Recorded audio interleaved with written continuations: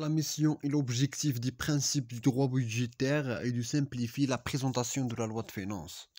Dans chaque principe, on va choisir le principe tout d'abord et par la suite des exceptions, 6 exceptions. Donc il s'agit de 4 principes.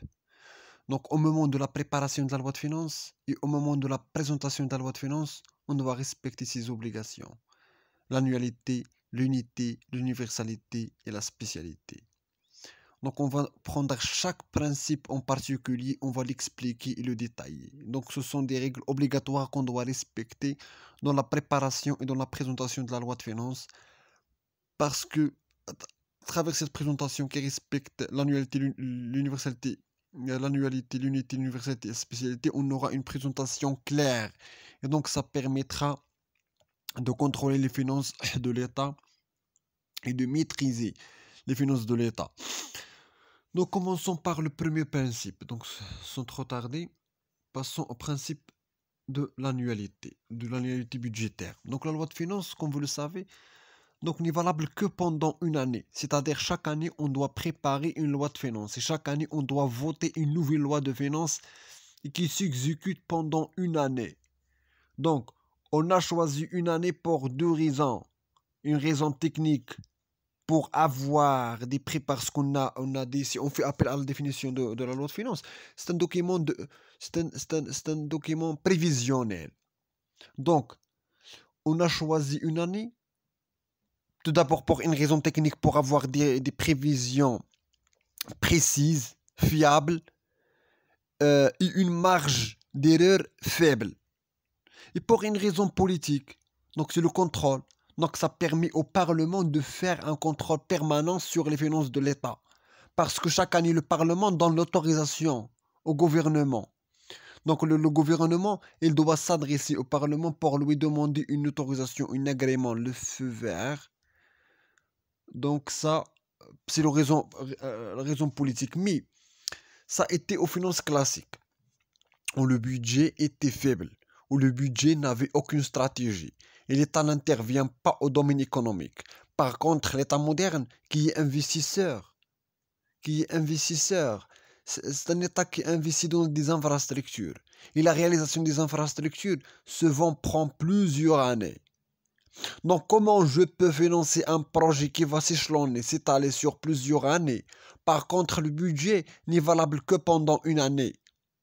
Donc, la loi de finances, c'est un document limité dans le temps, qui est le budget. Il y a une infrastructure qui prend beaucoup de temps. Donc, à ce niveau, on va voir l'exception, ce qu'on appelle l'autorisation du programme. Parce qu'à n'importe quel moment, le Parlement peut changer d'avis. Mais comment je peux faire pour assurer l'exécution complète du projet qui s'étale, qui est pluriannuel? Donc un document qui s'appelle l'autorisation de programme où le Parlement accepte de financer le coût global du projet. Et donc empêcher le Parlement ou bien assurer la continuité du projet. Donc ce qu'on appelle le crédit de paiement, ce sont des tranches annuelles d'autorisation du programme. Donc c'est le coût global. Donc, on divise le coût global en tranches annuelles qui s'appelle crédit de paiement.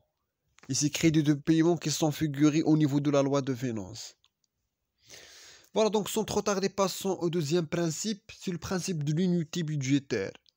Donc, c'est un principe classique. Un seul budget doit comporter toutes les recettes et les dépenses. C'est-à-dire, l'État doit avoir un seul budget, un seul compte, une seule caisse, un seul document. Et à l'intérieur de ce budget, on doit retrouver toutes les recettes et toutes les dépenses.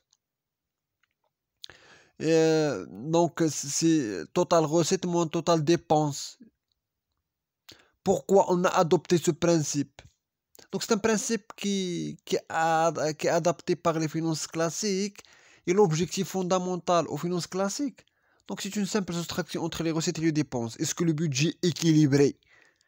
Donc, le budget devrait être absolument équilibré. L'objectif est de vérifier est-ce que le compte est équilibré ou non. Donc, l'objectif de contrôle. Contrôler quoi? donc toutes les dépenses et toutes les recettes. Donc ça peut faciliter l'opération du contrôle. Mais aujourd'hui, l'objectif n'est pas le contrôle, mais c'est la performance et la réalisation des objectifs.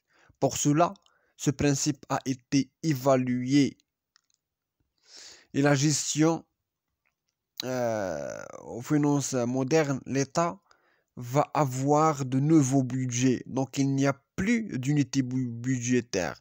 L'État moderne, c'est un État qui a énormément de caisses et du budget supplémentaire, des sigmas, des comptes spéciaux et du budget autonome. Donc il n'y a plus d'unité, nous avons plusieurs budgets. Le budget de l'État, c'est un budget compartimenté. Donc il y a sigma, ce sont des services de l'État qui sont gérés de manière autonome. Mais nous avons le service autonome, le budget autonome, c'est-à-dire qui est géré de manière autonome sur le plan de la gestion. Dans la gestion, il est autonome, ça veut dire qu'il n'est pas géré par l'État. C'est d'autres organes qui gèrent la gestion propre. Et l'autonomie financière, donc indépendamment du budget de l'État. Indépendamment du budget de l'État. Je donne à titre d'exemple l'ONCF, l'ARAM, donc la gestion par des organismes autonomes. Donc les sigmas sont des services rentables, tels que complexe Molayarchid. Est-ce que ce service arrive à couvrir ses charges? Et déjà, donc les sigmas n'ont pas l'autonomie de gestion. Ils n'ont uniquement l'autonomie financière. Donc, l'exemple des hôpitaux militaires, donc, qui ont une autonomie financière, mais pas de gestion. La preuve, c'est que on n'a pas un conseil d'administration, mais seulement un directeur. Un directeur qui représente l'État. Les complexes sportifs également. Donc, le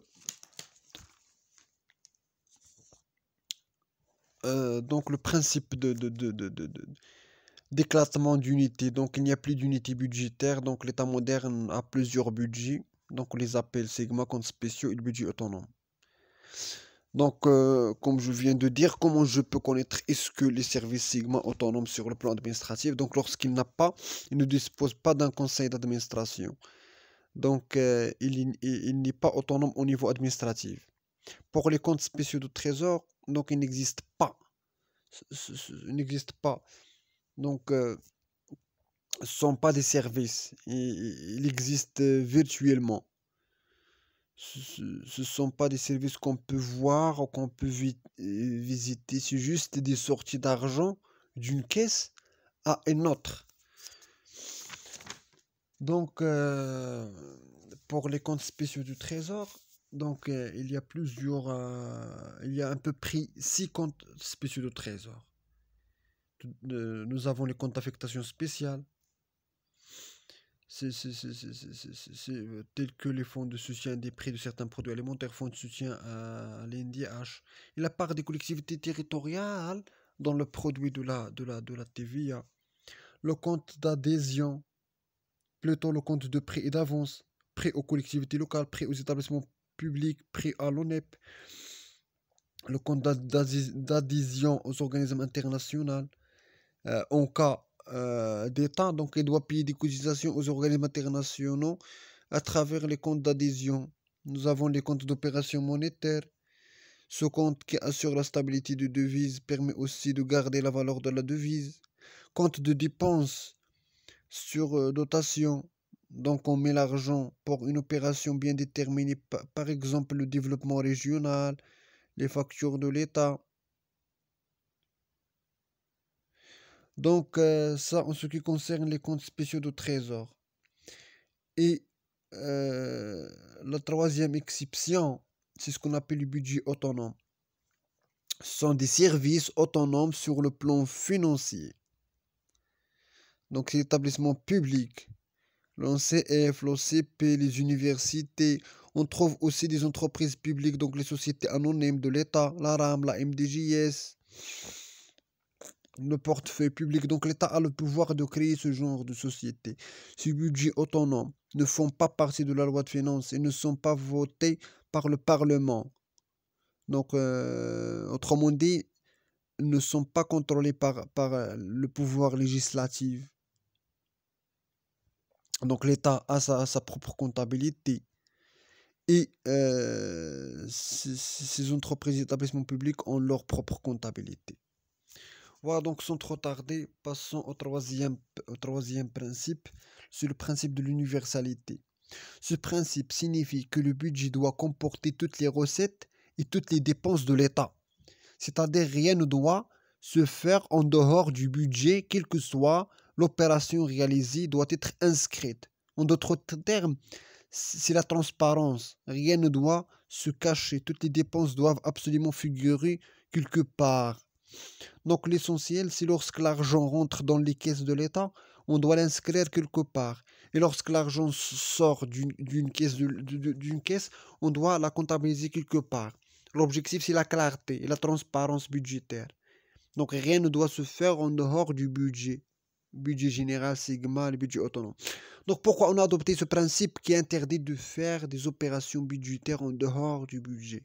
Ce principe a été adopté pour la transparence et pour la clarté. Donc on doit interdire et empêcher l'État de faire deux choses. La compensation et la gestion occulte. Donc ce sont deux techniques interdites par le principe de l'universalité. Parce qu'ils sont interdites, parce que le principe d'universalité, c'est la transparence, la clarté.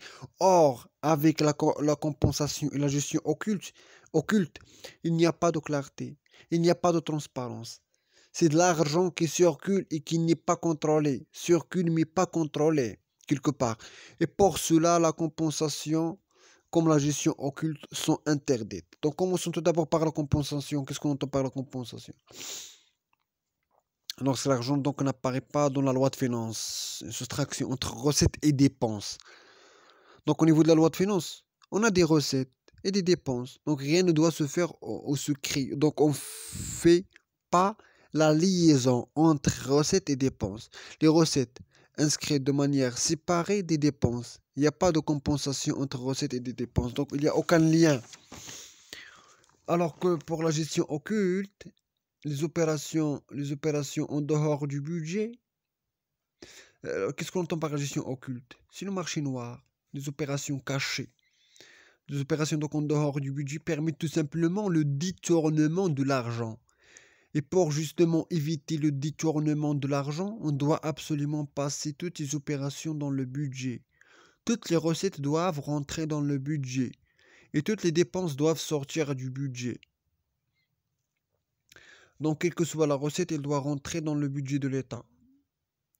Donc, toutes les opérations qui se font en dehors du budget sont des opérations occultes.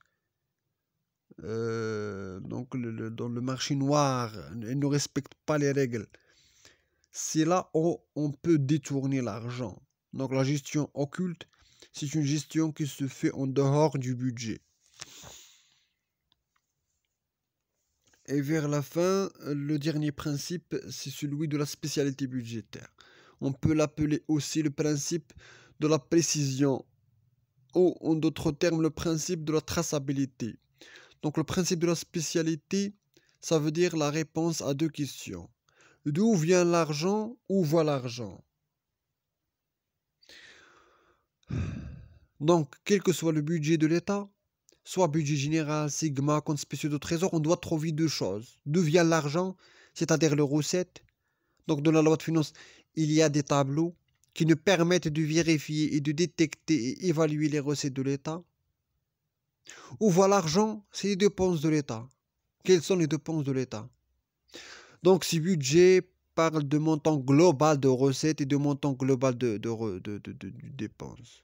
Au lieu d'avoir un montant global, on va trouver plusieurs montants spécifiques, détaillés, précis. Pour faire cette opération, on doit prendre la loi de finances et on va la diviser en plusieurs chapitres. Plusieurs chapitres pour les recettes et plusieurs chapitres pour les dépenses. À l'intérieur de chaque ministère, il y a deux chapitres. Un chapitre de personnel et un chapitre matériel. Donc les deux opérations constituent les opérations de fonctionnement. Donc la subdivision et la répartition est faite par le gouvernement. Donc le principe de spécialité nous permet d'évaluer et d'analyser la politique budgétaire de l'État. Mais quelles sont les exceptions du principe de spécialité? Il y a tout d'abord ce qu'on appelle les virements de crédit. C'est l'argent qui a été affecté à une opération, mais au cours de l'exécution, on a changé la destination. Ça s'appelle un changement de crédit. Mais le changement de la destination, limité seulement à 10%. On peut changer donc l'affectation à la limite de 10% de la destination initiale, de sa destination initiale. Nous avons également ce qu'on appelle le chapitre de dépenses imprévues et dotations prévisionnelles. Un chapitre qui n'a aucune destination, il n'a pas d'affectation, aucune affectation. C'est l'argent pour des cas d'urgence, pour les imprévus au cours de l'année. On l'appelle également chapitre réservoir. Dans les finances publiques, parce qu'on met l'argent en réserve en cas de prêt, en cas de problème. Donc, il est géré par le chef du gouvernement. C'est lui qui donne l'autorisation d'utiliser ce chapitre. Et on l'utilise souvent pour des catastrophes naturelles, etc. Nous avons, vers la fin, la dernière exception, c'est le chapitre, un chapitre commun.